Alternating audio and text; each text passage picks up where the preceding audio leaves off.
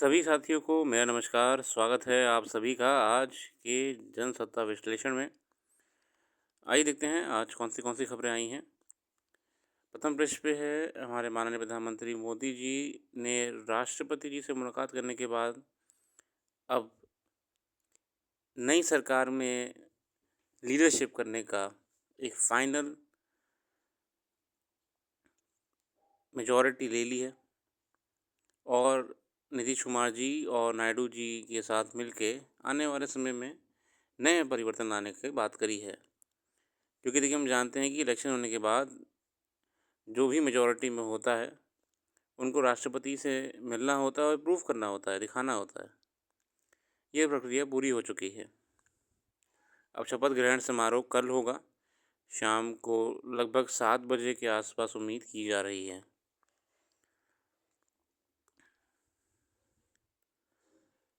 हम आगे बढ़ते हैं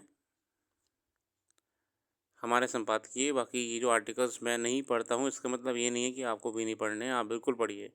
पूरा अखबार ज़रूरी होता है। मैं सिर्फ क्विक एनालिसिस करके आपको संपादकीय और कुछ मुख्य खबरें ही साझा करना चाहता हूँ, ताकि कम समय में आपको भी एक किक मिल जाए कि चलो अब पढ़ना शुरू करते हैं अखबार भी। और आज के संपादकीय में बात करिए गेहूं आयात से आफत में किसान, और ये लेख लिखा है केसी त्यागी जी और बिशन नेहवाल जी द्वारा। खाद्यान्न उत्पादन में कीर्तिमान दर्ज करने के बावजूद सरकार ने गेहूं को शुल्क मुक्त आयात करने का फैसला किया है। 6 साल बाद सरकार घटते भंडार और बढ़ती घरेलू कीमतों का सामना करने के लिए गेहूं का फिर से आयात शुरू करने के लिए तैयार है। लगातार 3 वर्ष तक प्रतिकूल मौसम के कारण औसत से कम उत्पादन होने के चलते किए गए इस निर्णय ने राष्ट्रीय बहस को जन्म देने का काम किया है। असल में हो क्या रहा है कि जो लोग परेशान इसलिए हो रहे हैं कि जिस हिसाब से आप इंपोर्ट कर रहे हैं ना फॉरेन मार्केट से, डोमेस्टिक मैन्युफैक्चरर को, डोमेस्टिक सप्लायर्स को नुकसान हो रहा है। ठीक है, इंडिया में। हालांकि ये भी दोहराए नहीं है कि उत्पादन जो है कई कारणों से कम हुआ है, मगर अब सीधे सब्स्टिट्यूट कर देना फॉरेन इंपोर्ट से, इससे नुकसान हो रहा है। कृषि एवं किसान कल्याण मंत्रालय द्वारा 2021-22 के लिए जारी आंकड़ों के मुताबिक देश में 31 करोड़ 68 लाख टन खाद्यान्न उत्पादन हुआ। खाद्यान्न उत्पादन लगातार नए कीर्तिमान बना रहा है, मतलब उत्पादन भी हो रहा है। जो कुछ किसानों का और अ, इस क्षेत्र से संबंध रखने वाले बुद्धिजीवियों का कहना है कि भैया उत्पादन भी हो रहा है इस समय, हम उसको भी करने सप्लाई में ला सकते हैं, मगर उसकी जगह हम जो इंपोर्ट कर रहे हैं ये समझ में नहीं आ रहा है। इससे हमारी डोमेस्टिक बाज़ार को नुकसान हो रहा है।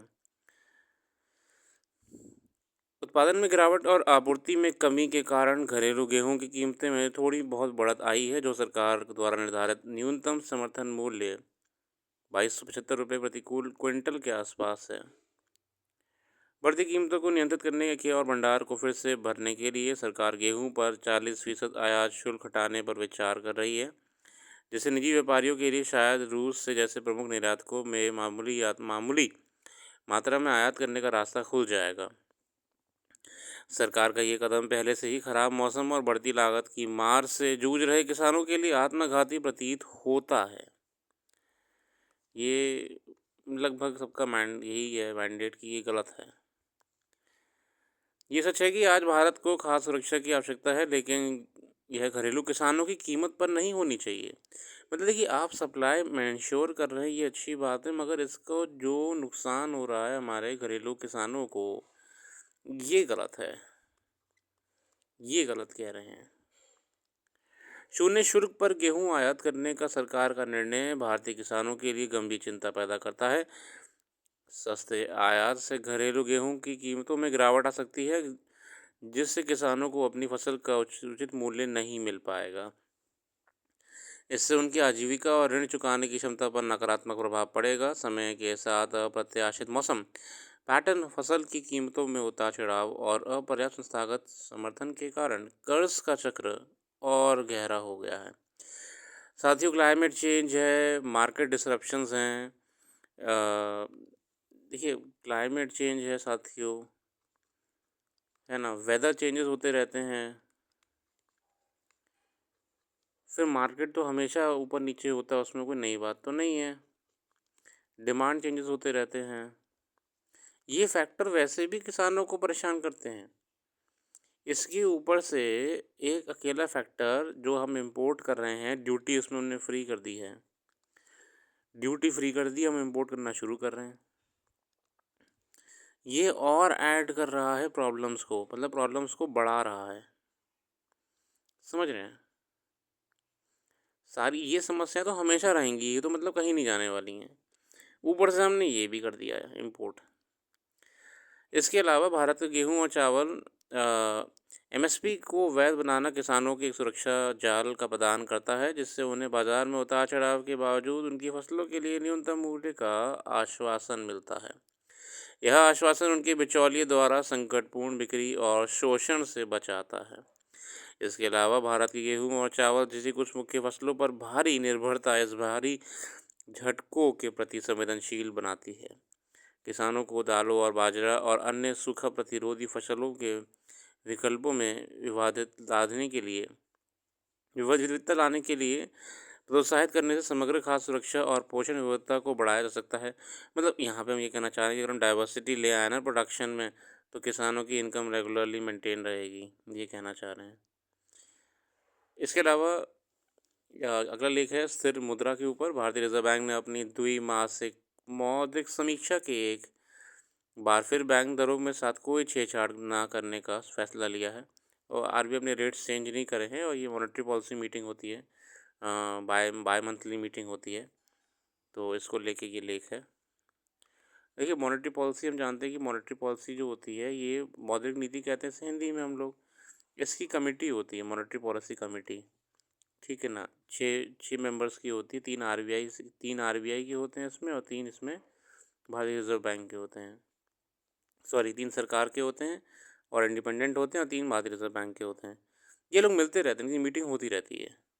मीटिंग में क्या होता है, ये बाज़ार में आ रहे मार्केट प्रोडक्शन, प्राइस चेंजेस और ग्लोबल मार्केट में परिवर्तन, इन सबको एनालाइज़ करके, इन्फ्लेशन, मुद्रास्फीति को एनालाइज़ करके ये लोग ना फिर निर्णय लेते हैं कि अब की बार मॉनेटरी पॉलिसी है उसमें दरों को चेंज करें ना करें।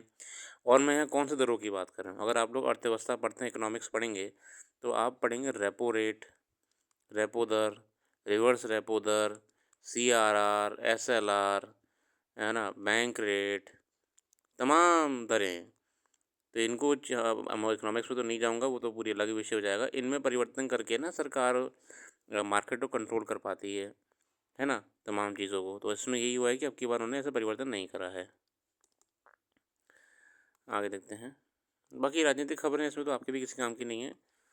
और खेल जगत में देखें क्या खबरें आई हैं अब की बार। खेल जगत में आई हैं अब की बार ये तो अर्थव्यवस्था हो गया। विश्व में खेल जगत में है अल्कराज और जैस्मीन फ्रेंच ओपन के फाइनल में पहुंच गई हैं। बहुत बढ़िया खबर है। Carlos Alcaraz French open tennis के सेमीफाइनल में शुक्रवार को यानिक सीनियर को 4-6, 6-3, 3-6 और 6-3 से हराकर पहली बार इस खिताबी मुकाबले में पहुंचने में सफल है।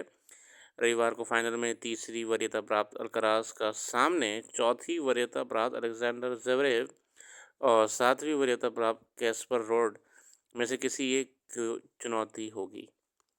फ्रेंच ओपन चल रहे हैं अभी और देखते हैं क्या रहता है। भारत में इसमें म्यूनिक विश्व कप चल रहा है, तो उसमें सिफ्त कौर सामरा ने कांस्य पदक जीता है।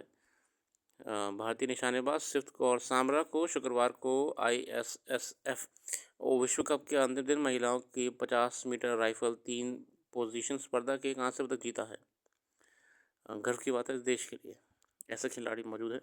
बाकी इसके अलावा जो भी करंट अफेयर्स यहाँ पे हमने डिस्कस नहीं करी है वो आपको हमारी वेबसाइट में मिल जाएगी। वेबसाइट का लिंक डिस्क्रिप्शन में मौजूद है। आप लोग आराम से वेबसाइट पर जाकर देख सकते हैं, ब्लॉग्स पढ़ सकते हैं और अच्छा लगे तो डेली पढ़िएगा। अपना कीमती समय देने के लिए बहुत बहुत धन्यवाद। आपका दिन शुभ हो।